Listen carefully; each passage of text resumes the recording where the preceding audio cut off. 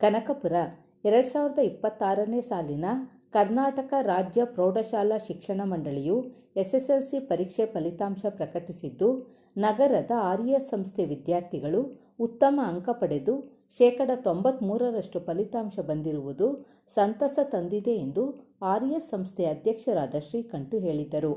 ಹಲವು ವರ್ಷಗಳಿಗಿಂತ ಈ ವರ್ಷ ಉತ್ತಮ ಫಲಿತಾಂಶ ಬಂದಿದೆ.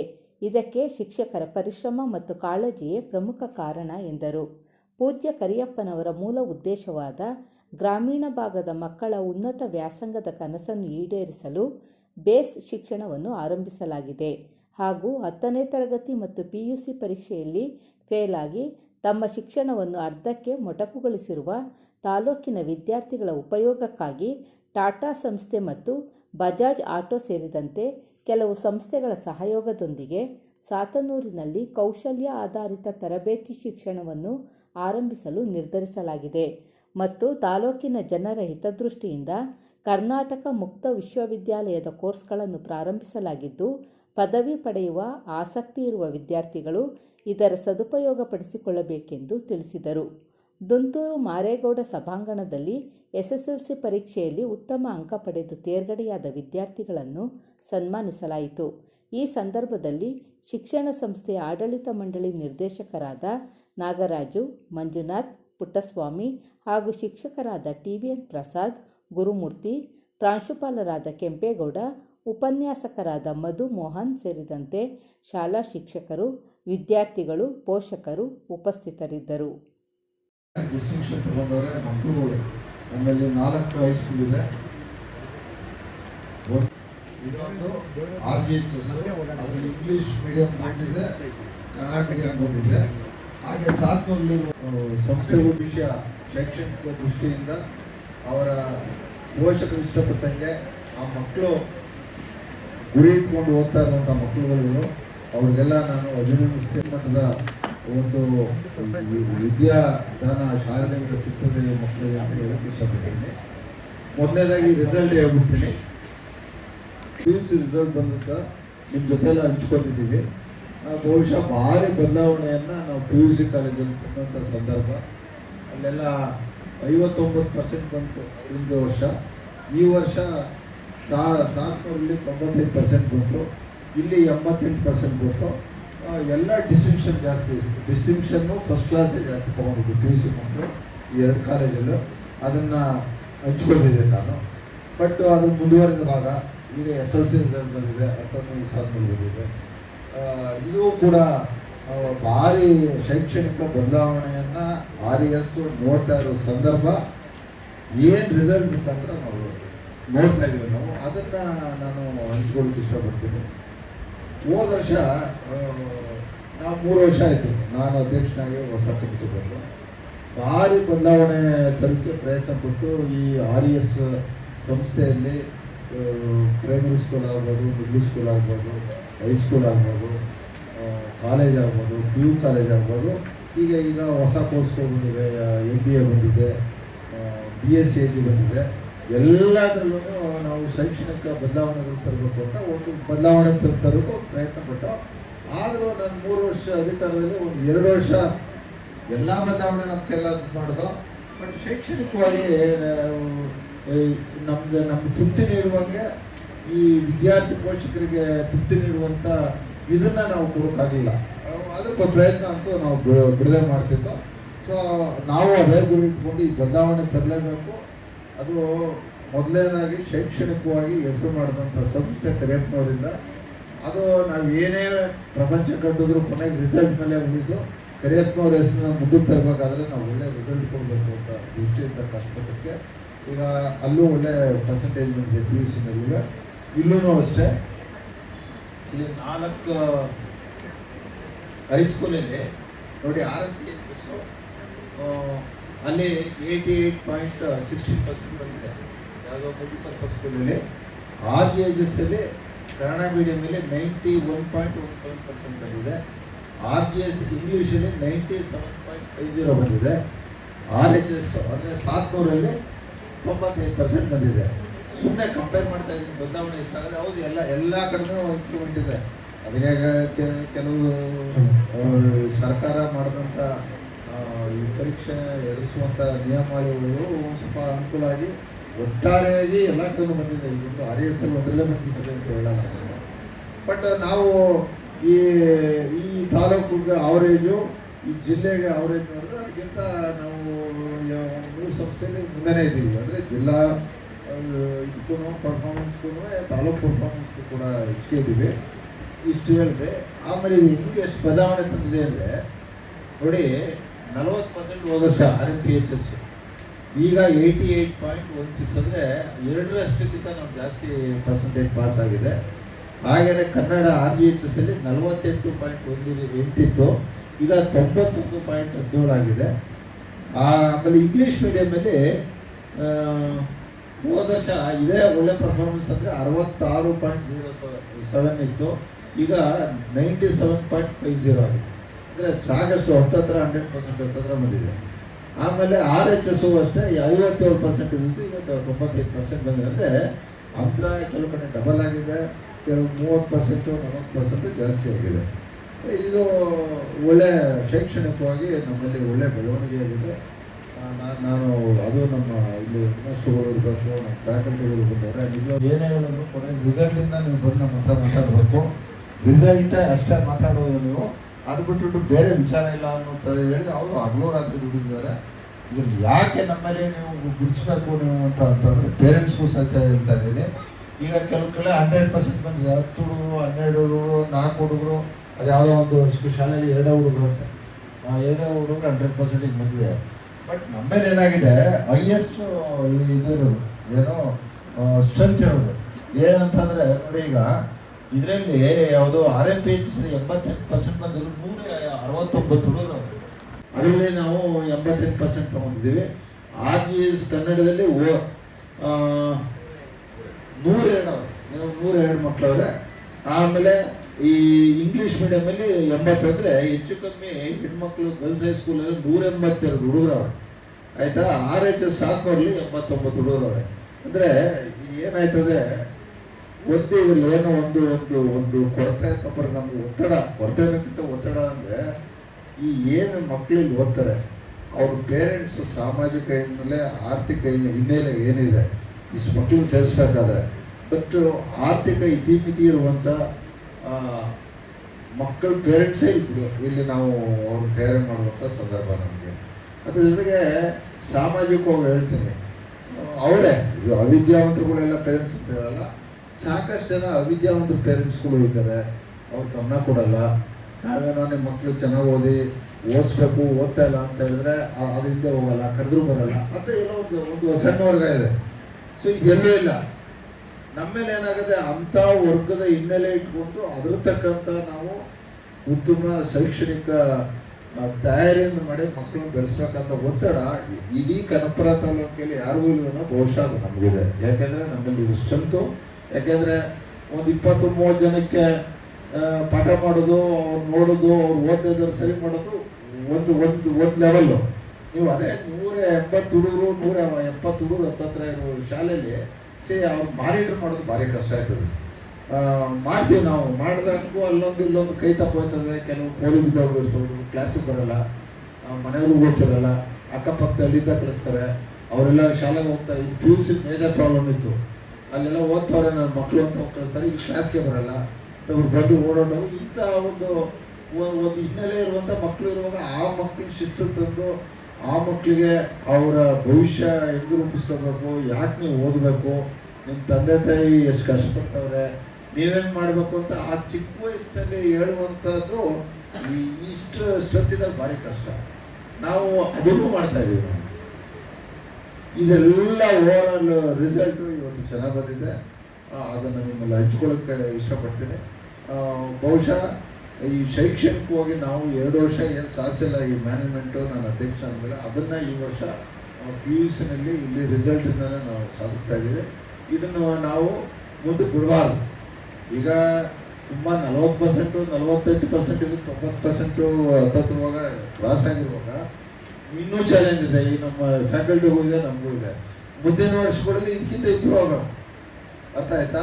ಅದೇ ಆಮೇಲೆ ಭಾರಿ ಹೇಳಿದ್ರು ನನಗೆ, ಈ ಕೆಲವು ಹೆಸರು ಹೇಳಲ್ಲ, ಕೆಲವು ಶಾಲೆ ಕನಕಪುರದಲ್ಲಿ ಇದ್ದಾವಂತೆ, ಆ first year 8th 9th fail ಆಯ್ತಾ ಓದಲ್ಲ ಪೋಲಿ ಬಿದ್ದವ್ರೆ ಅಂದರೆ ಟಿ ಸಿ ಕೊಟ್ಟು ಕಳಿಸ್ಬಿಡೋದು, ಅದು ಕಾನೂನು ವಿರುದ್ಧ. ಇಲ್ಲಿ ಯಾಕೆ ಅಂತಂದರೆ ಅಲ್ಲಿ ಫೇಲ್ ಆಯ್ತಾರೆ SSLC ಅನ್ನೋ ಲೆಕ್ಕದಲ್ಲಿ ಇಲ್ಲಿ ನಮಗೆ ಕಳಿಸಿ ನನಗೂ ಬರ್ತಾರೆ, ಯಾರು ಇನ್ಫ್ಲೂಯೆನ್ಸ್ ಬರ್ತಾರೆ, ಹೇಳ್ತಾರೆ ನಮ್ಮವರು ಈ ಸಾರ್ ಇದು ನೋಡಿ ಇದು ಪೋಲಿ ಹುಡುಗ ಮಾರ್ಕ್ಸ್ ಕಮ್ಮಿ, ಅಟೆಂಡ್ಸ್ ಕಮ್ಮಿ, ಹೆಂಗೆ ಸರ್ ನಾವು ಪಾಸ್ ಮಾಡಿ ನಾವು ಮತ್ತೆ ಅಂಥ ಕಷ್ಟದಲ್ಲೂ ಅಂಥವ್ರನ್ನೂ ನಾವು ಬಿಡಬೇಕು ವಿದ್ಯೆ, ಯಾಕಂದ್ರೆ ಕರೆಯಪ್ಪ ಮಾಡ್ತಿದ್ದೆ ಹಂಗೆ ಅಂಥವ್ರಿಗೂ ನಾವು ವಿದ್ಯೆ ಕೊಡ್ಬೇಕು ಅಂತ ಎಷ್ಟೋ ಸಂದರ್ಭಗಳು ಬರ್ತಾರೆ. ನಾನು ಇಲ್ಲಪ್ಪ ಆ ಹುಡುಗರಿಗೂ ಒಂದು ಟೀಚರ್ ಹಾಕಿ ಆ ಹುಡುಗನ ಬೆನ್ನಿಂದ ಹೋಗಿ ಓದ್ತಾ ನೋಡಿ, ನಿಮ್ಗೆ 1 ವರ್ಷ ಟೈಮ್ ಇದೆ. ಸೊ ಆ ದೃಷ್ಟಿಯಲ್ಲಿ ನೀವೆಲ್ಲ ನಾವು ವಿದ್ಯೆ ಎಲ್ಲರೂ ಕೊಡಬೇಕು ಅನ್ನೋ ದೃಷ್ಟಿ ಕೊಡ್ತಾ ಇರೋದ್ರಿಂದ ಬಹುಶಃ ಇದು ಇನ್ನೂ ಒಂದು 2-3% ನಮ್ಮ ಅದರಲ್ಲಿ ಹೋಗ್ತಾ ಇದೆ ಪರ್ಸೆಂಟೇಜಲ್ಲಿ. ಸೊ ಹಾಗೆ ಒಟ್ಟಾರೆಯಾಗಿ ಒಳ್ಳೆ ರಿಸಲ್ಟ್ ಬಂದಿದೆ. ಇನ್ನು ಈ ಒಳ್ಳೆ ಸ್ಟೇಜ್ ಇದೆ, SSLC ಒಳ್ಳೆ ಮಾರ್ಕ್ಸ್ ತಗೊಂಡವ್ರೆ. ಇವ್ರನ್ನ PUC ನಲ್ಲಿ ಇವ್ರಿಗೆ ಏನೇನು ಓದ್ತಾರೆ ಅವ್ರಿಗೆ ಆಸಕ್ತಿ ನೋಡಬೇಕು. ಈ ಯಾರು ಡಿಸ್ಟಿಂಕ್ಷನ್ ತಗೊಂಡವ್ರೆ ಅವರೆಲ್ಲ ಸೈನ್ಸನ್ನು ಇಷ್ಟಪಡುವಂಥವ್ರು, ಇಂಜಿನಿಯರು, ಡಾಕ್ಟರ್ಗಳು, ಪ್ರೊಫೆಷನಲ್ ಕೋರ್ಸು, ಟೆಕ್ನಿಕಲ್ ಕೋರ್ಸ್ ಹೋಗ್ಬೇಕು ಅಂತ ಇರೋರು, ಅವ್ರ ಪೇರೆಂಟ್ಸ್ಗೂ ಇಷ್ಟ ಇರ್ತದೆ ಮಕ್ಕಳು ಕಲಿಸ್ಬೇಕು ಅಂತ. ಆ ದೃಷ್ಟಿಯಲ್ಲಿ ಈ ಮಾಧ್ಯಮಗೋಷ್ಠಿ ಆದಮೇಲೆ ಅವ್ರ ಹತ್ರ ಮಾತಾಡಿ ಅವ್ರನ್ನ ಒಂದು ಮುಂದಿನ ಹೆಜ್ಜೆ ಹೆಂಗಿರಬೇಕು, ಮುಂದೆ PUC ನಲ್ಲಿ ಅದು ಭಾರಿ ಇಂಪಾರ್ಟೆಂಟ್. ಇದೊಂದು ಬೆಟ್ಟಾದ ಇದೆಯಲ್ಲ ಯಾವುದು PUC first year second year ಭಾರಿ ಇಂಪಾರ್ಟೆಂಟು. ಅದ್ರಲ್ಲಿ ಮುಂದಕ್ಕೆ ಏನಾಯ್ತಾನೆ, ಏನು ಬಿಡ್ತಾನೆ, ಹೆಂಗೆ ಹೋಗ್ತಾನೆ, ಹೆಂಗೆ ಹೋಗ್ತಾಳೆ, ಮಗು ಹೆಂಗೆ ಬೆಳೀತದೆ, ಸೊ ಅನ್ನುವಂಥ ನಿರ್ಣಯ ಆಗುವಂಥ ಸ್ಟೇಜಲ್ಲಿ ಅವರು ಪ್ರಾಪರ್ ಗೈಡ್ ಮಾಡುವಂಥ ಕೆಲಸವನ್ನು ನಾವು ಮಾಡ್ತೀವಿ ಅಂತೇಳಿ ನಾನು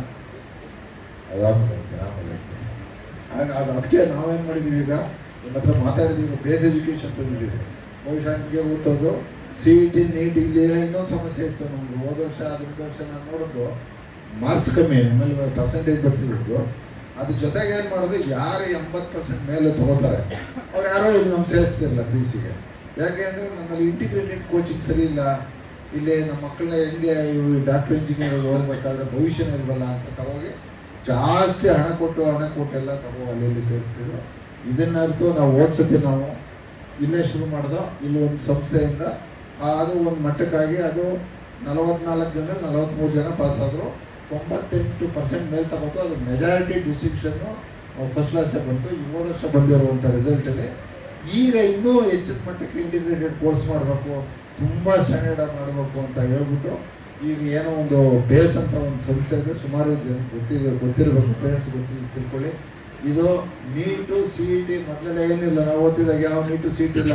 PUC ಪಾಸ್ ಮಾಡ್ತಿದ್ದ ನಮ್ಮ ಪರ್ಸೆಂಟೇಜ್ ಮೇಲೆ ನಮಗೆ ಇಂಜಿನಿಯರಿಂಗ್ ಅಗ್ರಿಕಲ್ಚರ್ ನನಗೆ ಹಿಂಗೆ ಸಿಕ್ಕಿದ್ದು. ಈಗೆಲ್ಲ CET ನೀಟು ಇದೆಷ್ಟು ಇಂಪಾರ್ಟೆಂಟು, ಅದು ಅಷ್ಟೇ ಇಂಪಾರ್ಟೆಂಟು. ಆ ಮಕ್ಕಳು ಅಷ್ಟೇ ಸ್ಕೋರ್ ಮಾಡಬೇಕು.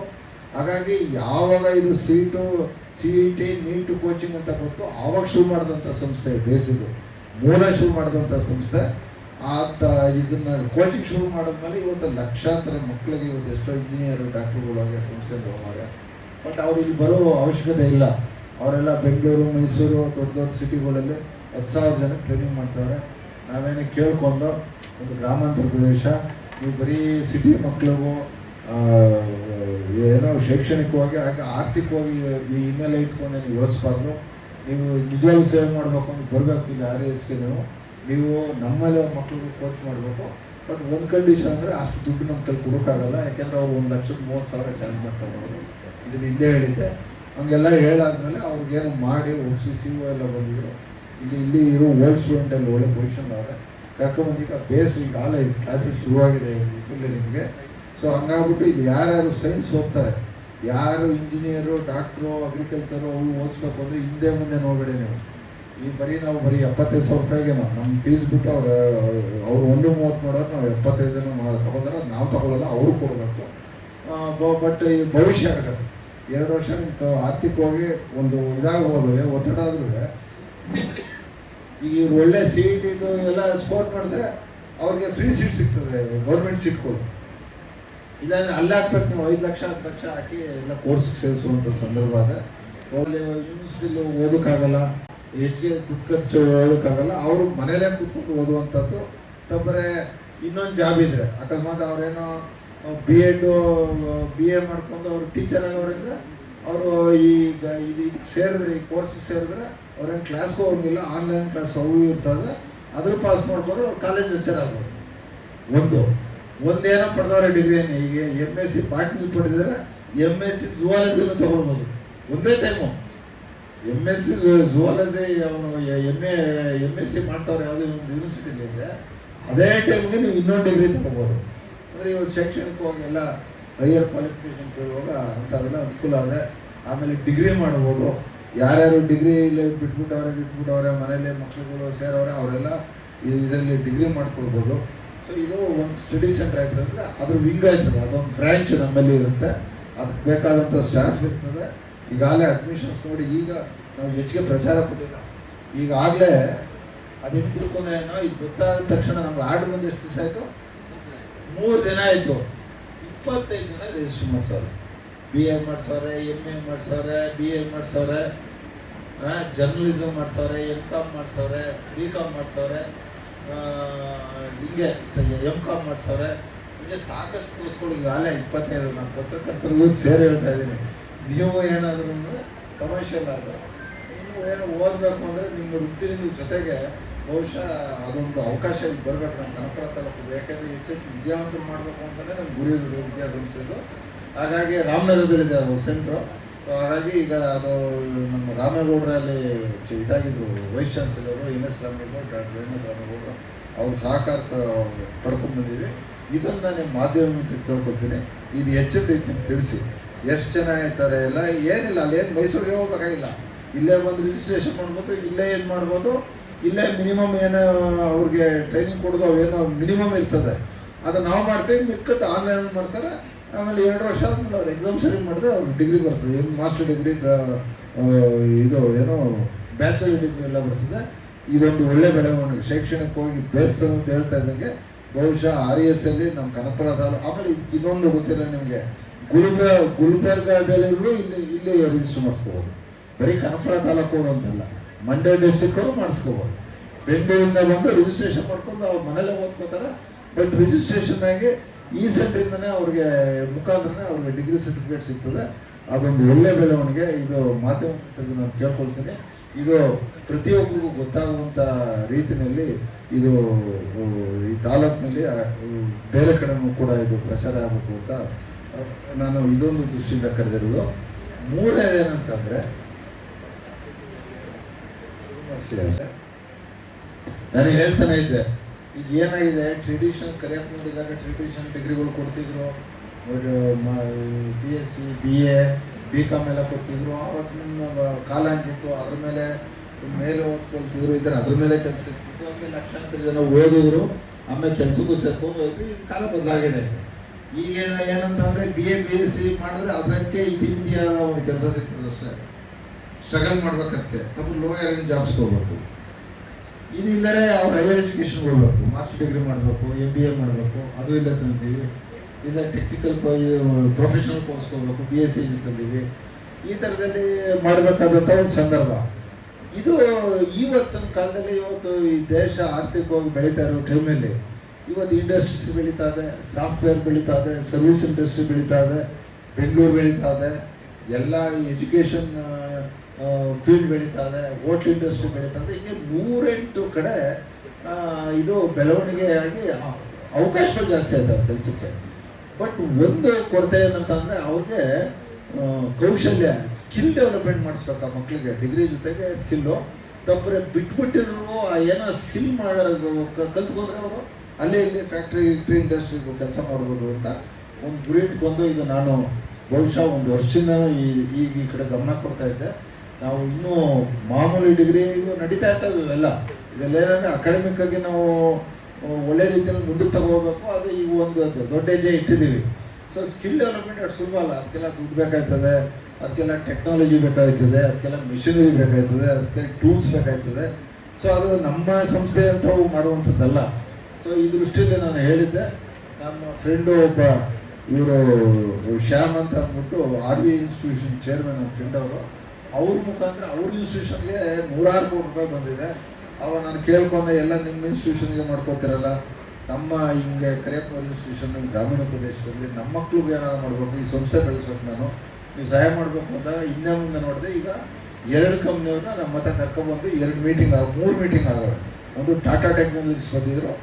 ಟಾಟಾ ಟೆಕ್ನಾಲಜೀಸ್ ಅಂದರೆ 1 ಲಕ್ಷ ಕೋಟಿ ಟರ್ನ್ ಓವರ್ ಇರುವಂಥ ಹೈ ಎಂಡ್ ಪ್ರೊಡಕ್ಷನ್ ಮಾಡೋ ಎಲ್ಲ ಏರೋಸ್ಪೇಸು, ಏರೋಪ್ಲೇನು, ಡಿಫೆನ್ಸ್ ಇಂಡಸ್ಟ್ರಿ, ಹೀಗೆ ದೊಡ್ಡ ದೊಡ್ಡ ಸೈಂಟಿಫಿಕ್ ಲೆವೆಲ್ ಇರುವಂಥದ್ದು ಡೀಲ್ ಮಾಡುವಂಥ ಕಂಪ್ನಿ. ಅವರು ಗ್ಲೋಬಲ್ ಹೆಡ್ಡೆ ಬಂದಿದ್ದರು, ಸುಶೀಲ್ ಕುಮಾರ್ ಅಂತ. ನಿಮಗೆಲ್ಲ ಗಮನ ತಂದಿದ್ದೀನಿ ನಿಮ್ಗಳಿಗೆ. ಬಂದು ಫಸ್ಟು ಮಾತಾಡ್ಕೊಂಡು ಹೋದರು. ಇಲ್ಲ ನಾವು ಏನಾರ ಸಾತ್ನೂರು ತೋರಿಸಿದ್ದೆ. ಅದು ಸಾತ್ನೂರಿಗೆ ಯಾಕೆ ಹೋಗ್ತಾ ಇದ್ದೀವಿ ಅಂದರೆ ಅದು 9 ಎಕರೆ ಜಮೀನಿದೆ, ಅಲ್ಲಿ ಸಾಕಷ್ಟು ಬಿಲ್ಡಿಂಗ್ಗಳಿದೆ, ಅಲ್ಲೇನು ನಾವು ಜಾಸ್ತಿ ಇನ್ವೆಸ್ಟ್ ಮಾಡೋಂಗಿಲ್ಲ, ಒಳ್ಳೆಯ ಎನ್ವೈರ್ಮೆಂಟ್ ಇದೆ ಇಲ್ಲಿ. ಆಮೇಲೆ ಅದು ಮಂಡ್ಯ ಡಿಸ್ಟ್ರಿಕ್ಕು ಬಾರ್ಡ್ರ್ ಆಯ್ತದೆ. ಸೊ ಎಲ್ಲ ಕಡೆಯಿಂದನೂ ಬರೋ ಅವಕಾಶ ಅಂತ ತೋರಿಸಿದಾಗ ಅವರು ಐಡೆಂಟಿಫೈ ಮಾಡಿದರು. ಇಲ್ಲ ಏನಾದ್ರು ನಾವು ಮಾಡ್ತೀವಿ, ನಾವು ಏಪ್ರಿಲ್ ತಿಂಗಳಲ್ಲಿ ಬರ್ತೀವಿ, ಇದನ್ನೆಲ್ಲ ಒಂದು ರೀತಿಗೆ ಫೈನಲೈಸ್ ಮಾಡ್ಕೊಡ್ತೀವಿ ಅಂತ ಹೋಗಿದ್ರು. ಈಗ ಏನು ಮಾಡಿದ್ರು ಅಂದ್ರೆ ಅವರು, ನನಗೂ ಗೊತ್ತಿರಲಿಲ್ಲ, ಅವ್ರು 3 company ಕರ್ಕೊಂಬಂದರು.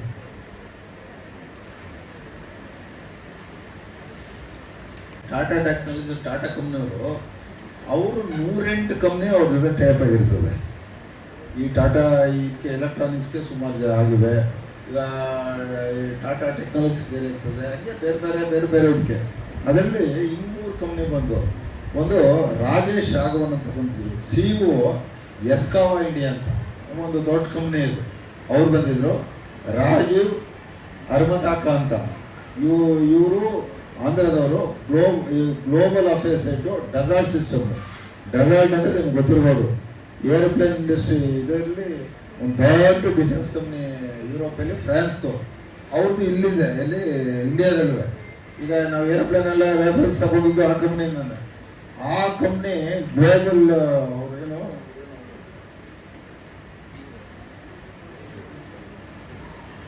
Global affairs head. In fact ಅವ್ರು CSR ಇದರಲ್ಲಿ ಬೋರ್ಡ್ ಎಲ್ಲ ಅವರಂತೆ, ಅವ್ರು ಬಂದಿದ್ರು. ಆಮೇಲೆ ಇವರು ಲಿಂಕ್ ಇದೆ, ಟಾಟಾ ಕಂಪ್ನಿ ಜೊತೆ ಲಿಂಕ್ ಇದೆ. ಆಮೇಲೆ ದಿಲೀಪ್ ಮೆನ್ಸಿಸ್ ಅಂತ ಅವ್ರು ಗೋವಾದವರು, MD 3D ಸಿಸ್ಟಮ್ ಅಂತ, ಇದು ದೊಡ್ಡ ಸಾಫ್ಟ್ವೇರ್ ಕಂಪ್ನಿ. ಈಗ ಈ 3 ಕರ್ಬೋದು ಅವ್ರು 4 ಜನ ಬಂದಿದ್ರು. ಈಗ 4 ದಿವಸ ಆಯಿತು. ಸೊ ಇನ್ ಪ್ರಿನ್ಸಿಪಲ್ ಎಲ್ಲ ಹೋಗಿ ಒಪ್ಕೊಂಡವ್ರೆ. ಈಗ ಅಫಿಷಿಯಲ್ ಆಗಿ ಕನ್ವೆ ಮಾಡವ್ರೆ. ಈಗ MOU ಸೈನ್ ಆಗಬೇಕು ನಮ್ಮೂರಿಗೂ ಅಷ್ಟೇ. ಈ ಫಸ್ಟ್ ಇನಿಷಿಯಲ್ ಆಗಿ 4 ಕಂಪ್ನಿಯವರು ಅವರವ್ರ ಫೀಲ್ಡ್ ಬಂದಂಥ ಇದನ್ನ ಸ್ಕಿಲ್ ಕೊಡ್ತಾರೆ. ಡಸಾಲ್ಟ್ ಅವ್ರು ಏನು ಕೊಡ್ಬೇಕು ಅದು ಕೊಡ್ತಾರೆ, ಇನ್ನೊಂದೇನೋ ಕೊಡಬೇಕಾದ್ರೆ ಸಾಫ್ಟ್ವೇರ್ ಅವ್ರು ಕೊಡ್ತಾರೆ. ಟಾಟಾ ಟೆಕ್ನಾಲಜೀಸ್ ಏನು ಕೊಡ್ತೀವಿ. ಇದೆಲ್ಲ ಏನಾಗಿದೆ, ಒಂದು ಗ್ರೂಪ್ ಮಾಡ್ಕೊಂಡು ಬರೀ ಟಾಟಾಸ್ ಅಂದರೆ ಅವರೆಲ್ಲ ಅವ್ರ ಜೊತೆ ಬಿಸ್ನೆಸ್ ಮಾಡಿದ್ರಲ್ಲ, ಅವ್ರನ್ನೆಲ್ಲ ಕರ್ಕೊಬಂದು ಈ ಥರ ಏನೋ ಸ್ಕಿಲ್ ಸೆಂಟರ್ನ ಇಂಡಿಯಾದಲ್ಲಿ ಸುಮಾರು ಮಾಡ್ಬಿಟ್ಟವ್ರೆ. ಹಂಗಾಗ್ಬಿಟ್ಟು ಇವತ್ತು ಸಾತ್ನೂರು ಬಂದ್ ಮಾಡ್ತಾವ್ರೆ. ನಾನು ಮೊನ್ನೆನೂ ಫೋನ್ ಮಾಡಿದ್ರು.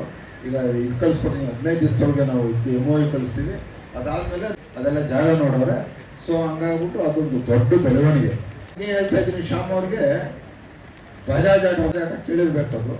ಅದು ಇಂಡಿಪೆಂಡೆನ್ಸ್ ವರ್ಕ್ ಶುರುವಾಗ ಮುಂಚೆ 1945 ತರುವಂಥ ಕಂಪ್ನಿ. ಬಜಾಜ್ ಆಟೋನೇ ನಿಮ್ಮ ಸ್ಕೂಟರ್ ಶುರು ಮಾಡೋದು. ಅವಾಗೆಲ್ಲ ಹೊರದೇಶ ತರಿಸ್ಕೊತೀವರು. ಅದು ಸ್ಕೂಟ್ರೇ ಇಲ್ಲ, ಇಂಡಿಯಾ ಮ್ಯಾಕ್ಚರ್ ಮಾಡಿದ್ರು. ಬಟ್ ಬಜಾಜ್ ಆಟೋ ಈಗ ದೊಡ್ಡದಾಗಿ ಬೆಳೆದಿದೆ. ಅದು 2 ವೀಲರ್ಸ್ ಇದೆ, ಆ ಬಜಾಜ್ ಆಟೋ ಇದೆ, ಆಟೋ ಎಲ್ಲ ಅವ್ರದ್ದೇನೆ. ಆಮೇಲೆ ಈ ವೆಹಿಕಲ್ಸ್ ಬಂದಿದೆ. ಈಗ ಅವ್ರದ್ದು ಏನಂತ ಅಂದರೆ, ಈಗ ಅವರನ್ನು ಕೂಡ ನಾನು ನೆನ್ನೆನೂ ಫೋನ್ ಮಾಡಿದ್ರು, MOU ಕಳಿಸ್ತವ್ರೆ. ಅವ್ರಿಗೆ ಏನಂತಂದರೆ, ಅವರು ಈ ಕ್ಯಾಂಪಸ್ ಎಲ್ಲ ಮಾಡ್ತೀವಿ ಅಂತಂದ್ರು. ಹಂಗಾಗ್ಬಿಟ್ಟು ಹಳೆ ಆಡಿಟೋರಿಯಂ ಇತ್ತಲ್ಲ, ಅವ್ರಿಗೇನೋ 2500 ಸ್ಕ್ವೇರ್ ಫೀಟ್ ಬೇಕು ಅಂದರು. ಅವ್ರೇನು ಮಾಡ್ತಾರೆ, ನಮ್ದು ₹1 ಇಲ್ಲ ಸಂಸ್ಥೆದು, ಎಲ್ಲ ಅವರೇ ಹಾಕ್ತಾರೆ. ಅದು ಬೇಕಾದ ಮೆಷಿನರಿಗಳು ಅದಿದು ಎಲ್ಲವನ್ನೂ ಕೂಡ ಅವರೇ ಹಾಕ್ತಾರೆ. ಆಟೋಗಳು ಬಂದು ಅವರು ಈ 3 ಟ್ರೈನಿಂಗ್ ಕೊಡ್ತಾರೆ. ಈ ಟ್ರೈನಿಂಗ್ ಹೆಂಗಿರ್ತದೆ ಅವ್ರು ಕೊಡ್ಬೋದ್ರೆ, ಬರೀ ಬಜಾಜಲ್ಲಿ ಕೆಲಸ ಮಾಡುವಂಥದ್ದಲ್ಲ. ಬಜಾಜಲ್ಲಿ ಇದು ಮಾಡಿದ್ರು ಅವರ ಡೀಲರ್ಶಿಪ್ಪಲ್ಲಿ, ಅವ್ರ ಸರ್ವಿಸ್ ಸ್ಟೇಷನಲ್ಲಿ, ಅವರ ಮ್ಯಾನುಫ್ಯಾಕ್ಚರಿಂಗ್ ಯೂನಿಟಲ್ಲಿ ಅವ್ರ ವಿದ್ಯೆ ಹೆಂಗೆ ಕಲಿತು ಸರಿಯಾಗಿ ಸ್ಟ್ರೆಂತ್ ಇದ್ರೆ ಅಲ್ಲೆಲ್ಲ ಕರ್ಕೋತಾರೆ ಅವರು ಬಜಾಜ್ ಅವರೇ. ಇಲ್ಲ ಅಂದರೂ ಇವ್ರು ಮಾಡಿದಂಥ ಟ್ರೈನಿಂಗು ಬೇರೆ ಕಂಪ್ನಿಗಳಿಗೂ ಸೇರ್ಕೊಬೋದು. ಬೇರೆ ಆಟೋಸು, ಸ್ಕೂಟ್ರಸು, 4 ವೀಲರ್ಸ್ ಎಲ್ಲ ಸೇರ್ಕೊಬೋದು. ಸೊ ಹಂಗಾಗ್ಬಿಟ್ಟು ಅದು ಶುರುವಾಯ್ತು. ಅದು ಕೂಡ ಇವೆರಡು ಒಳ್ಳೆ ವಿಚಾರಗಳನ್ನ ಬರ್ತೀವಿ. ಆ ಟಾಟಾದವ್ರು ಹೇಳ್ತಿದ್ರು, ಬರೀ ಓದಿರುವಾಗ, ಬರೀ ಡಿಗ್ರಿ ಮಾಡಿರುವಾಗ, ಈಗ ನಿಮ್ಗೆ ಗೊತ್ತಿರಲಿ ಇದು, ನಾವು ಎಲ್ಲ ಥರದ್ದು ಮಾಡ್ತಾ ಇದ್ದೀವಿ ಸಾತ್ನೂರಲ್ಲಿ. ಈಗ ಪ್ಲಂಬಿಂಗ್ ಯಾರು ಇಲ್ಲ ಪ್ಲಂಬರ್ಸ್ಗೆ, ಎಲೆಕ್ಟ್ರಿಷಿಯನ್ಗೆ. ಈಗ ಅವನು ಯಾರೋ SSC ಮೇಲೆ ಆಗಿರ್ತಾನೆ ಅಂತ, ಜಸ್ಟ್ SSC ಪಾಸ್ ಆಗಿರ್ತಾನೆ, ಅವರು ಕೂಡ ಟ್ರೈನಿಂಗ್ ಕೊಡ್ತೀವಿ ನಾವು. ಅವ್ರಿಗೂ ಈ ಪ್ಲಂಬಿಂಗು, ಎಲೆಕ್ಟ್ರಿಷಿಯನು, ಆಮೇಲೆ ಈ ಬಿಲ್ಡಿಂಗ್ ಏನೋ ಹೊಸ ಟೆಕ್ನಾಲಜಿ ಬಂದಿದೆಯಂತೆ. ಈಗ ಇಂಡಸ್ಟ್ರೀಸ್ ಎಲ್ಲ ಇದೆ ಅಂತ, ಹಳೆ ಬಿಲ್ಡಿಂಗ್ ಶಾಪಲ್ಲೆಲ್ಲ ಮಾಡ್ತಾರೆ ರೋಡ್ಗಳೆಲ್ಲ. ನಮಗೆ ಈಗ ಬಿಲ್ಡಿಂಗಲ್ಲೇ ಏನೋ ಒಂದು ಟೆಕ್ನಾಲಜಿ ಬಂದಿದೆಯಂತೆ, ಆ ಮಿಷಿನ್ ಹಾಕ್ತಾರೆ. ಸೊ ಈಗ ಅದು ಕಳಿಸ್ಕೊಟ್ರೆ SLC ಪಾಸು, PUC ಅವರು ಎಲ್ಲರೂ ಹೋಗಿ ಜಾಬ್ ಸೇರ್ಕೋಬೋದು. ಸೊ ಹಾಗಾಗ್ಬಿಟ್ಟು ಇದೆಲ್ಲ ನಾವು ಇಂಡಸ್ಟ್ರಿಯಿಂದಲೂ ಫೀಡ್ಬ್ಯಾಕ್ ತಗೊಂಡಿದ್ದೀವಿ. ಇಲ್ಲೇ ಅವಕಾಶ ಜಾಸ್ತಿ ನಮಗೆ. ನಾವೇನು ಬೆಂಗಳೂರು ದೂರ ಇಲ್ಲ, ನಾವಿರೋದು ಎಷ್ಟು ದೂರ ಇದ್ದೀವಿ ನಾವು, ಆರ್ವಲ್ ಇಂಡಸ್ಟ್ರಿಯಲ್ ಒಂದು 10-15 ಕಿಲೋಮೀಟ್ರು, ಬಿಡದಿ ಇನ್ನೊಂದು 5 ಕಿಲೋಮೀಟ್ರು, ಆ ಕಡೆ ಜಿಗ್ನಿ ಇದೆ, ಸ್ವಲ್ಪ ದೂರ ಅಂದರೆ ಪಿನ್ಯ ಇದೆ, ಬೆಂಗಳೂರು ಇದೆ. ಸೊ ನಾವು ಈ ಸ್ಕಿಲ್ಲನ್ನು ಕಳಿಸ್ಕೊಟ್ರೆ ಬಹುಶಃ ಈ ತಾಲೂಕಿನಲ್ಲಿ RS ಓದೋರೆಲ್ಲ, RS ಓದೋ ಹುಡುಗರಿಗೆ ಫಸ್ಟ್ ಆದ್ಯತೆ, ಅದೇ ಎರಡು ಮಾತಿಲ್ಲ. ಬಟ್ ಈ ತಾಲೂಕಲ್ಲಿ ಯಾರು ಕೆಲವರೆಲ್ಲ ಇವತ್ತು ಲ್ಯಾಂಡ್ ಹೋಲ್ಡಿಂಗ್ಸ್ ಎಲ್ಲ 4 ಎಕರೆ 15 ಎಕರೆ ಬಂದವ್ರೆ, ಕಳೆದೋಯ್ತವ್ರೆ ಮಕ್ಕಳುಗಳು. SLC fail, PUC fail, degree fail, ಊರಿಗೆ ಸೇರ್ತವ್ರೆ, ಕಳೆದೋಯ್ತವ್ರು. ಅವ್ರ ತಂದೆಗೂ ಭಾರ, ಅವ್ರ ತಾಯಿಗೂ ಭಾರ, ಅವ್ರ ತಂದೆ ತಾಯಿನೇ ನೋಡ್ಕೊಳ್ಬೇಕು. ಅಂಥ ಪರಿಸ್ಥಿತಿಯಲ್ಲಿ ಕೆಲವು ಮಕ್ಕಳುಗಳು ವಿದ್ಯೆ ಕಲಿದೆ ಬಿಟ್ಟಿರ್ತಾರೆ. ಬಹುಶಃ ಆ ನಿಟ್ಟಿನಿಂದ ಶುರು ಮಾಡ್ತೀವಿ ನಾವು. ಏನು ಲೋಯರ್ ಲೆವೆಲ್ ಜಾಬ್ಸ್ ಇಂದ ಹಿಡಿದು ಇವಾಗ ಬಜಾಜ್ ಅವರು ಅಷ್ಟೇ, ಅವರು SLC ಫೇಲ್ ಆದವ್ರು ತಗೋತಾರೆ. ಈಗ ಮೆಕ್ಯಾನಿಕ್ ಆಗಬೇಕು, SLC ಫೇಲ್ ಆದವ್ರು ಮಾಡ್ತಾರೆ, PUC ಮಾಡಿದವ್ರು ಒಂಥರ ಟ್ರೈನಿಂಗ್ ಕೊಡ್ತಾರೆ. ವಿದ್ಯೆ ಕಲ್ತಂಗೆ ಅವ್ರು ಸ್ಕಿಲ್ ಡೆವಲಪ್ ಮಾಡೋದು ಸಿಗುತ್ತೆ. ಸೊ ಆ ಥರದಲ್ಲಿ ನಾನು ಮಾಧ್ಯಮ ಮಿತ್ರರಿಗೆ ಇದನ್ನು ಕೂಡ ಈಗಾಗಲೇ ನೀವು MOU ಆದಮೇಲೆ ನಾವು MOU ಕರಿತೀವಿ. MOU ಆದಮೇಲೆ ಅದೇನು ಹೋಗ್ತದೆ. ಇನ್ಫ್ಯಾಕ್ಟ್ ಬಜಾಜ್ ಅಂತಂದ್ರೆ ಮುಂದುವರೆನ ಕಳಿಸ್ತವ್ರೆ. ಅವ್ರಿಗೆ ಏನೇನು ಬೇಕು ಎಲ್ಲ ಅವರೇ ರೆಡಿ ಮಾಡ್ಕೊಳ್ತಾರೆ, ಮುಂದುವರ ಬರ್ತಾವ್ರೆ. ಹಾಗಾಗಿ ಇವೆರಡು ಒಳ್ಳೆ ಸುದ್ದಿಗಳನ್ನ ಹೇಳಕ್ಕೆ ಇಷ್ಟಪಡ್ತೀನಿ. ಬಟ್ ಇದು ಏನಾಗುತ್ತೆ ಅಂದರೆ ಮಾರ್ಕೆಟಿಂಗ್ ಮಾಡ್ಬೇಕಾಗ್ತದೆ. ನಾವು ಫ್ರೀಯಾಗೇ ಮಾಡಿ ಕಮ್ಮಿ ದುಡ್ಡು ತಗೊಂಡು ಸ್ಕಿಲ್ ಮಾಡಬೇಕು, ಗೊತ್ತಾಗಬೇಕಲ್ಲ ಜನಗಳಿಗೆ. ಈಗ ಅವ್ರಿಗೊಂದು ಲಕ್ಷಾಂತರ ರೂಪಾಯಿಂದು 40 ಲಕ್ಷ, 50 ಲಕ್ಷ, 20 ಲಕ್ಷ, 10 ಲಕ್ಷ ಮಿಷಿನ್ ಹಾಕಿ ಇಲ್ಲಿ ಮಕ್ಕಳು ಟ್ರೈನಿಂಗ್ಗೆ ಹೋಗೋದ್ರೆ ಕಷ್ಟ. ಅವ್ರಿಗೆ ಅವೇರ್ನೆಸ್ ಕ್ರಿಯೇಟ್ ಮಾಡಬೇಕು, ಹೆಚ್ಚಿಗೆ ಪ್ರಚಾರ ಮಾಡಬೇಕು, ಹೆಚ್ಚಿಗೆ ಮಾರ್ಕೆಟಿಂಗ್ ಮಾಡಬೇಕು ಫಸ್ಟು. ಆಮೇಲೆ ಇಲ್ಲಿ ಓದ್ತಾರೆ, ಕೆಲಸ ಇರ್ತದೆ, ಆಮೇಲೆ ಅವ್ರಿಗೆ ಎಲ್ಲರಿಗೂ ಇದೇ ಮಾಡೋಕೆ ಟ್ರೈನಿಂಗ್ಗೆ ಬೇರೆ ಬೇರೆ ಬ್ಯಾಚ್ ಮಾಡಬೇಕಾದಂಥ ಸಂದರ್ಭ ಬರ್ತದೆ. ಸೊ ಹಾಗಾಗಿ ನೀವೆಲ್ಲ ಇದ್ರ ಸರಿಯಾದ ಪ್ರಚಾರ ಕೊಡಬೇಕು. ಇದನ್ನ ನಿಜವಾಗ್ಲೂ ಗ್ರಾಮಾಂತರ ಪ್ರದೇಶದಲ್ಲಿ ಮಕ್ಕಳು ಕೂಡ ಓದ್ದಿರೋರಿಗೆಲ್ಲ ಸಹಾಯ ಆಗುತ್ತೆ. ಬಹುಶಃ ಆವತ್ತು ಇದು ಕರಿಯಪ್ಪ ವಿಷನ್ನು ಅವತ್ತು ಗೊತ್ತಿರೋ ಇವ್ರಿಗೆಲ್ಲ ಶಿವಲಿಂಗ ಅವ್ರಿಗೆಲ್ಲ ಗೊತ್ತಿಲ್ಲ, ಓದ್ತಿದ್ರಿ ಜಾಬ್ ಓರಿಯೆಂಟೆಡ್ ಕೋರ್ಸ್ ಅಂತ ಇತ್ತು. ಕರಿಯಪ್ಪನವ್ರು ಆಗಿನ ಕಾಲದಲ್ಲಿ ಸುಮ್ಮನೆ ಅವತ್ತೆಲ್ಲ ಡಿಗ್ರಿ ಮಾಡ್ತಾ ಇದ್ರು. ಫಸ್ಟ್ ಜಾಬ್ ಓರಿಯೆಂಟೆಡ್ ಕೋರ್ಸ್ ಅಂತ ಬಂದದ್ದು ಇಲ್ಲಿ JYC ತಂದಿಲ್ಲಿ. ಇಲ್ಲಿಂದ ಲಕ್ಷಾಂತರ ಮಕ್ಕಳು ಅಲ್ಲಿಂದ ಕೆಲಸಕ್ಕೆ ಹೋದ್ರು. ಫೋಟೋಗ್ರಫಿ, ಸಿರಿಕಲ್ಚರ್ ನಾನು ಓದ್ತಿದ್ದಾಗ ಎಲ್ಲ ಇದ್ದು. ಸೊ ಹಾಗಾಗಿ ಒಂದು ಈಗ ಅದೇ ದಿಕ್ಕಲ್ಲಿ ಹೋಗ್ತಾ ಇರುವಂಥದ್ದು. ಇದು ಏನು ಜಾಬ್ ಕ್ರಿಯೇಟ್ ಮಾಡುವಂಗೆ ಈ ಸಂಸ್ಥೆ ಕೆಲಸ ಮಾಡಬೇಕು, ಆ ನಿಟ್ಟಿನಲ್ಲಿ ನಾವು ಮಾಡ್ತಾ ಇದ್ವಿ. ದೊಡ್ಡ ಮಟ್ಟಿಗೆ ಬೆಳೀತದೆ. ಆಮೇಲೆ ಇದಕ್ಕೇನಿಲ್ಲ, ಒಂದು ಆಶ್ರಮ ಮಾಡ್ತೀವಿ ಸಾತ್ನೂರಲ್ಲಿ. ಏನಂದ್ರೆ ಅವನು ಎಲ್ಲೇ ಯಾವುದೇ ಜಿಲ್ಲೆಯಿಂದನೂ ಟ್ರೈನಿಂಗ್ ತಗೋಬೇಕು ಅಂತ ಅಂದರೆ ಅವ್ರಿಗೆ ಹಾಸ್ಟೆಲ್ ಫೆಸಿಲಿಟಿ ಕೊಟ್ಟು ಟ್ರೈನಿಂಗ್ ಕೊಡ್ತೀವಿ ನಾವು. ಸೊ ಆ ದೃಷ್ಟಿಯಲ್ಲಿ ಇದೆಲ್ಲ ಒಳ್ಳೆಯ ಬೆಳವಣಿಗೆಗಳು ಹೇಳ್ತಾ ನಾನು ಮಾಧ್ಯಮ ಮಂತ್ರಿಗೆ ನಾನು ವಂದನೆಗಳೇ. ಹಾಗೆ ನಮ್ಮ ಪೇರೆಂಟ್ಸ್ ಬಂದಿದ್ದೀರಾ, ನಾವು ಇವ್ರು ಹೋಗಾದ್ಮೇಲೆ ನಾವು ನಿಮ್ಮ ಜೊತೆ ಮಾತಾಡೋಣ. ಮುಂದಿನ ಈ ಭವಿಷ್ಯಕ್ಕೆ ಏನೇನು ಅವಕಾಶ ಇದೆ, ಹೆಂಗೆ ಮಾಡಬೇಕು ನಮ್ಮ ಮಕ್ಕಳಿಗೆ. ಯಾಕೆಂದರೆ ಎಲ್ಲ ಚೆನ್ನಾಗಿ ಮಾಡಿಸ್ತಾ ಹೋದರೆ, ಎಲ್ಲ ಮೆರಿಟರಿ ಸ್ಟೂಡೆಂಟ್ಸ್ ಎಲ್ಲ ಕಷ್ಟಪಟ್ಟು ಹೋದರೆ. ಬಟ್ ಮುಂದೆಂಚನೂ ಕರೆಕ್ಟ್ ಟ್ರ್ಯಾಕ್ ಹಾಕಬೇಕು. ಅದು ಕೆಲವ್ರಿಗೆ ಪೇರೆಂಟ್ಸ್ಗೆ ಇರ್ತದೆ, ನಿಮಗೆ ಅದ್ರ ಹಿನ್ನೆಲೆ ಇರೋರು. ಕೆಲವ್ರಿಗೆ ನಾವು ತಿಳುವಳಿಕೆ ಕೊಡಬೇಕಾದಂಥ ಸಂದರ್ಭ ಅದು. ಬಹುಶಃ ಇವತ್ತು ಎಲ್ಲ ಆದಮೇಲೆ ನಿಮ್ಮ ಜೊತೆ ಒಂದು ಅರ್ಧ ಗಂಟೆ ಇದ್ದು ಹೋಗೋಣ ಅಂತಿದ್ವಿ. ಹಾಗಾಗಿ ಮತ್ತೊಮ್ಮೆ ಮುಗದೊಮ್ಮೆ ನಾನು ನಮ್ಮ ಗುರಿನೇ ಕ್ವಾಲಿಟಿ ಎಜುಕೇಷನ್. ನನಗೆ ಹೇಳಿದ್ರು, ನನಗೆ ಎಲ್ಲ ಇಂಪ್ರೂವ್ ಮಾಡ್ತಾವ್ರು ಶ್ರೀಕಂಠ್ ಅವರು, ಈ ಮ್ಯಾನೇಜ್ಮೆಂಟ್ ಅವರು, ಈ ರಿಸಲ್ಟೇ ಬರ್ತಾ ಇಲ್ಲ, ಎಷ್ಟೇ ಮಾಡಿದ್ರು ರಿಸಲ್ಟೇ ಬರ್ತಾ ಇಲ್ಲ ಅಂತ ಹೇಳ್ತಾ ಇದ್ರು. ಅದನ್ನು ನಾನು ಕ್ರಿಟಿಸಿಸಮ್ ಕೇಳಿದ್ದೀನಿ. ನನಗೆ ಹೇಳಲಿಲ್ಲ, ನನಗೆ ಹೇಳಿದಾಗ ನಾನು ಅದನ್ನ ಪಾಸಿಟಿವ್ ಆಗಿ ತೊಗೊಂಡಿದ್ದೀನಿ ನಾನು. ಯಾಕೆಂದರೆ ಇದು ಸತ್ಯ. ಅದು ಎಲ್ಲ ಚಂದ ಮಾಡಿ ಕ್ಯಾಂಪಸ್ ಮಾಡಿಬಿಟ್ಟು ರಿಸಲ್ಟೇ 40-50% ಬಂದರೆ, ಸೊ ಅದನ್ನು ಪಾಸಿಟಿವ್ ಆಗಿ ತೊಗೊಂಡು ನಾವೆಲ್ಲ ಕೆಲಸ ಮಾಡಿದ್ದೀವಿ. ಅದು ಪ್ರತಿಫಲ ಸಿಕ್ಕಿದೆ. ಒಂದು ಆಶ್ವಾಸನೆ ಕೊಡ್ತೀನಿ, ಎಷ್ಟು ದಿವಸ ನಾವು ಇರ್ತೀವಿ ಅಲ್ಲಿವರೆಗೂ ಇನ್ನೂ ಉನ್ನತ ಮಟ್ಟಕ್ಕೆ RS ಸಂಸ್ಥೆಯನ್ನು ತಗೋವಂಥದ್ದು, ಕ್ವಾಲಿಟಿ ಎಜುಕೇಷನ್ ಕೊಡೋದು. ಯಾರು ಫೀಸನ್ನು ಇತಿಮಿತಿಯಲ್ಲಿ ಕಟ್ಟಿ ಮಕ್ಕಳನ್ನ ಓದಿಸ್ಬೇಕು ಅಂತ ಆಸೆ ಇರ್ತದೆ, ಅವರೆಲ್ಲ ಆಸರೆ ಆಗುವಂಥ ಸಂಸ್ಥೆಯನ್ನು ನಾವು ಮಾಡ್ತೀವಿ ಅಂತ ಹೇಳಿ ನಿಮಗೆಲ್ಲ ಒಳ್ಳೆಯದನ್ನು ಬಯಸಿ ನಾನು ಮಾತು ಮುಗಿಸ್ತೇನೆ. ಗೊತ್ತಿಲ್ಲ, ವಿಚಾರಿಸ್ತೀನಿ, ಹೇಳಿದ್ಮೇಲೆ ವಿಚಾರಿಸ್ತೇನೆ. ಈವ್ನಿಂಗ್ ಕಾಲೇಜ್ ಇತ್ತು, ಇಲ್ಲಿ ಯಾರು ತೆಗೆದು ಅಂತ ಗೊತ್ತಿಲ್ಲ. ಅಡ್ಮಿಷನ್ಸ್ ಕಮ್ಮಿ ಇತ್ತು ಅನ್ನೋ ತೆಗೆದ್ರು. ಫಸ್ಟು ಅಡ್ಮಿಷನ್ನಾಗಿ ಸೇರ್ತಾರೆ ಅಂದರೆ ಮಾಡುವ. ಈಗ ಏನಾಗದೆ ಈ ಡಿಸ್ಟೆನ್ಸ್ ಎಜುಕೇಶನ್ ಬಂದ್ಬಿಟ್ಟಿದೆ. ಈಗ ಕ್ಲಾಸ್ಗೆ ಬರೋಂಗಿಲ್ವಲ್ಲ, ಅದೇ ಡಿಗ್ರಿ ತಗೋಬೋದು, ಅದೇ BCom ಮಾಡ್ಬೋದು, ಅದೇ BA ಮಾಡ್ಬೋದು, ಅದೇ MA ಮಾಡ್ಬೋದು. ಇದಿರಲಿಲ್ಲ ಶಿವನಗರನವರೇ. ಆದರೆ ಈಗಿದೆ. ಇದ್ರ ಅವಶ್ಯಕತೆ ನಾ ತಿಳಿದ ಕಮ್ಮಿ. ಅದು ಇರೋದ್ರಿಂದ ಯಾರು ಬಂದು ಈವ್ನಿಂಗ್ ಕಾಲೇಜ್ ಸೇರಲ್ಲ. ಮಾಡೋಣ, ಬಟ್ ಅವಕಾಶ ಬೇರೆ ರೀತಿಯಲ್ಲಿ ಅದೆಲ್ಲ ಹಂಗಾಗಿ ಸೇರಲ್ಲ. ಬಟ್ ಸೇರ್ತಾರೆ ಅಂದರೆ ನಾವೇನು ಪಾಸಿಟಿವ್. ಬಹುಶಃ ಎಲ್ಲ ಕಡೆ ಈವ್ನಿಂಗ್ ಕಾಲೇಜ್ ಹೋಗ್ಬೇಕಾದ್ರೆ ಅದೇ ಕಾರಣ. ಏನು ಈ ಓಪನ್ ಯೂನಿವರ್ಸಿಟಿ ಬಂತಲ್ಲ, ಎಲ್ಲ ಕಡೆ ತಗೋಬೋದು ಡಿಗ್ರಿನ. ಹಂಗಾಗ್ಬಿಟ್ಟು ಈ ಕ್ಲಾಸ್ಗೆ ಕುತ್ಕೋಬೋದು ಅನ್ನೋದು ಇದೆ. ಆಮೇಲೆ ಎಷ್ಟೋ ಜನ ಜಾಬ್ ಹೋಗ್ತಾರೆ, ಎಷ್ಟೋ ಜನ ಹಳ್ಳಿಲಿ ಸೇರ್ಕೊಂಡಿರ್ತಾರೆ. ಅವರೆಲ್ಲ ಇದರಲ್ಲಿ ಓಪನ್ ಯೂನಿವರ್ಸಿಟಿಯಲ್ಲಿ ಅವ್ರು ಡಿಗ್ರಿ ಸಿಗೋದ್ರಿಂದ ಮೋಸ್ಟ್ಲಿ ಬರಲ್ಲ. ವಿಚಾರಿಸ್ತೀನಿ, ಹೇಳಿದರೆ ವಿಚಾರಿಸ್ತೀನಿ. ಈ ಸಾಲಿನ SLCಯಲ್ಲಿ ಅತ್ಯುನ್ನತ ಅಂಕಗಳನ್ನು ಗಳಿಸಿರ್ತಕ್ಕಂಥ ಪ್ರಥಮ, ದ್ವಿತೀಯ ಮತ್ತು ತೃತೀಯ ಸ್ಥಾನದಲ್ಲಿ ಅಂಕ ಗಳಿಸಿರ್ತಕ್ಕಂಥ ವಿದ್ಯಾರ್ಥಿಗಳನ್ನು ಕರಿತೀನಿ. ದಯಮಾಡಿ ಬರಬೇಕು ವೇದಿಕೆ ಹತ್ರ. ಸ್ಫೂರ್ತಿ SR ಅವಳು 88% ತಗೊಂಡಿದ್ದಾಳೆ. ಗಾನಶ್ರೀ NC 87% ತಗೊಂಡಿದ್ದಾಳೆ. ಸೌಮ್ಯ BS 86.56 ತಗೊಂಡಿದ್ದಾಳೆ. ಈ 3 ವಿದ್ಯಾರ್ಥಿಗಳು ಗ್ರಾಮ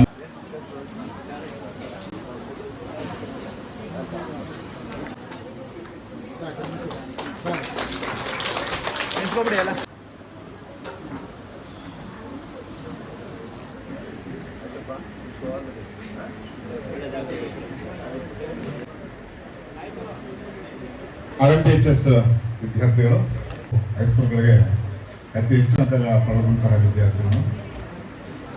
ತೇಜಸ್ CN ಪಡೆದ ಅಂಕ 696%, 593 94% ಅಂಕಗಳನ್ನು ಗಳಿಸ್ಕೊಂಡಿದ್ದಾರೆ. ಮೋಹನ್ ಕೃಷ್ಣ 533 85% ಅಂಕಗಳನ್ನು ಗಳಿಸ್ಕೊಂಡಿದ್ದಾರೆ.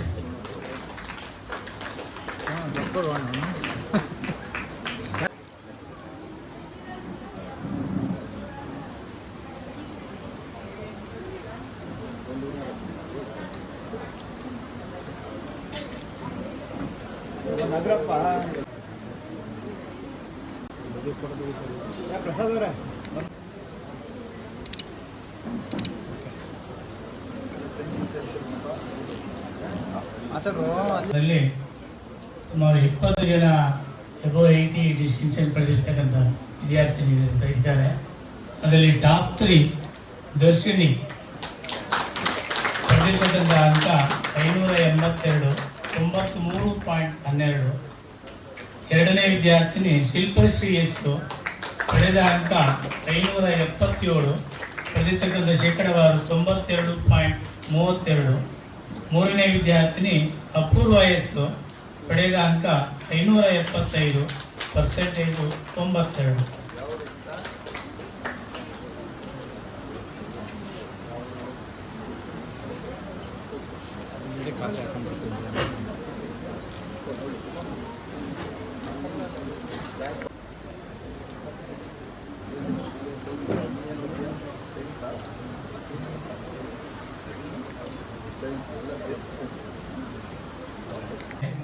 ಕನ್ನಡ ಮಾಧ್ಯಮದಲ್ಲಿ ಸುಮಾರು 10 ಜನ ಇದ್ದಾರೆ. ಅದರಲ್ಲಿ ಟಾಪ್ 3 ಐಶ್ವರ್ಯ ಪಡೆದ ಅಂಕ 561, 89.76. ಎರಡನೇ ವಿದ್ಯಾರ್ಥಿನಿ ಇಂದಿರಾ ಪಡೆದಿರ್ತಕ್ಕಂಥ ಅಂಕ 557, 89.12. ಮೂರನೇ ವಿದ್ಯಾರ್ಥಿನಿ ಅಪೂರ್ವ ಪಡೆದ ಅಂಕ 531, 84.96. 3 ಜನ ಕನ್ನಡ ಮಾಧ್ಯಮದಲ್ಲಿ ಟಾಪ್ 3.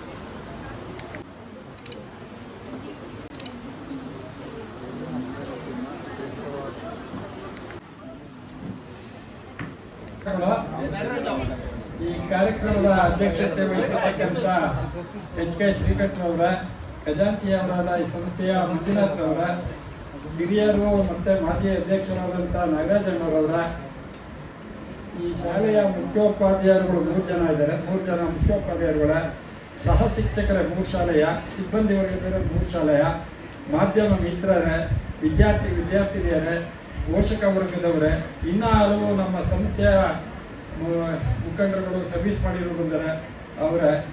ಈಗ ನಾನಾದ್ರೂ ಸುಮಾರು ಒಂದು 8 ವರ್ಷ ಆಗಿದೆ ಈ ಒಂದು ಸಂಸ್ಥೆಗೆ ಬಂದೆ. ಈ ಥರದ ಒಂದು ಪರ್ಫಾರ್ಮೆನ್ಸ್ ನಾನು ನೋಡಿರಲಿಲ್ಲ. ಅಧ್ಯಕ್ಷರು ಬಿಡಿಯಾಗಿ ಅವ್ರ ವಿಷನ್ ಇರೋದೆಲ್ಲ ಹೇಳಿದ್ದಾರೆ, ಮತ್ತೆ ಈ ಶೈಕ್ಷಣಿಕವಾಗೂ ಹೇಳಿದ್ದಾರೆ. ಹಿಂದೆ ಏನಿತ್ತು, ನನ್ನ ವಿಷನ್ ಏನು ಅಂತ ಹೇಳಿದ್ದಾರೆ. ನನಗೆ ಭಾಳ ಖುಷಿಯಾದದ್ದು ಏನಪ್ಪ ಅಂದರೆ RMPHS 88% ಬಂದದ್ದು ಅಂತ. ಲಾಸ್ಟ್ ಈಗ ಒಂದು 10 days ಬ್ಯಾಕು ಅವರು 85% ಬರ್ತದೆ ಅಂದರು. ಅವಾಗ ನಾನು ಒಂದು ಮಾತು ಹೇಳಿದೆ, ನಾನು ಏನಾರ ಸ್ವೀಟ್ ಕೊಡಿಸ್ತೀನಿ ಕಣಪ್ಪ 85% ಬಂದ್ಬಿಟ್ರೆ ಅಂತ. ಭವಿಷ್ಯ ಅದಕ್ಕಿಂತ ಹೆಚ್ಚಿಗೆ ಬಂದಿದೆ. ಅವರಿಗೆ ನಮ್ಮ ಆಡಳಿತ ಮಂಡಳಿಯ ಪರವಾಗಿ ಒಂದು ಪುಷ್ಪಮಾಲಿಕೆ ಅರ್ಪಿಸುವುದರಿಂದ ಅವ್ರಿಗೆ ಗೌರವದ ಸೂಚಿಸ್ತಾ ಇದ್ದೀವಿ. ಅದು ಅಧ್ಯಕ್ಷರು ಮಾಡ್ತಾರೆ.